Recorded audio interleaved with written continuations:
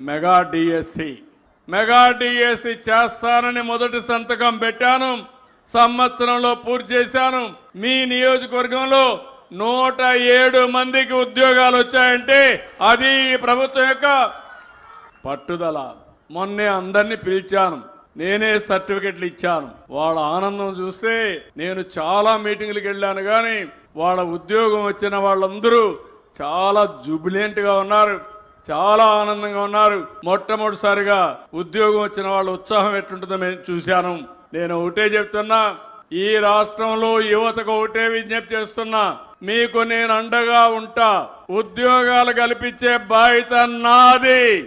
ఇప్పటికే మీరు చూస్తే 10 లక్షల కోట్ల రూపాయలు పెట్టుబడులు వచ్చాయి. ఇవన్నీ అయితే 9,50,000 మందికి ఉద్యోగాలు వస్తాయి.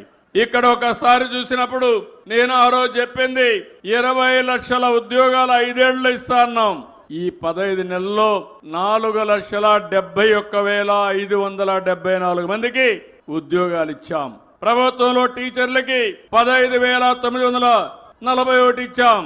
అదే మరి వివిధ డిపార్ట్మెంట్లో 9,093 ఇచ్చాం. పోలీస్ శాఖలో 6,100 మందికి ఇచ్చాం. ఈరోజు నేను చెప్పాను, వర్క్ ఫ్రమ్ హోమ్ చదువుకున్న వాళ్ళు ఉన్నారు, మీ ఇంటి దగ్గరనే మీరు పనిచేసే అవకాశాన్ని కల్పిస్తున్నాం. 5,500 మందికి ఉద్యోగాలు ఇచ్చాం. విశాఖపట్నం మీకు దగ్గరే ఉంటుంది. భోగాపురం ఎయిర్పోర్ట్ వస్తూ ఉంది.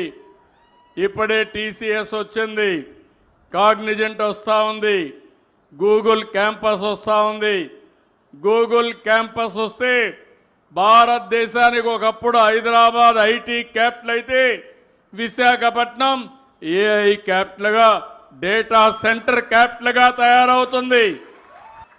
ఇక్కడే మీకు సెంట్రల్ యూనివర్సిటీ పక్కనే ట్రైబల్ యూనివర్సిటీ వస్తుంది.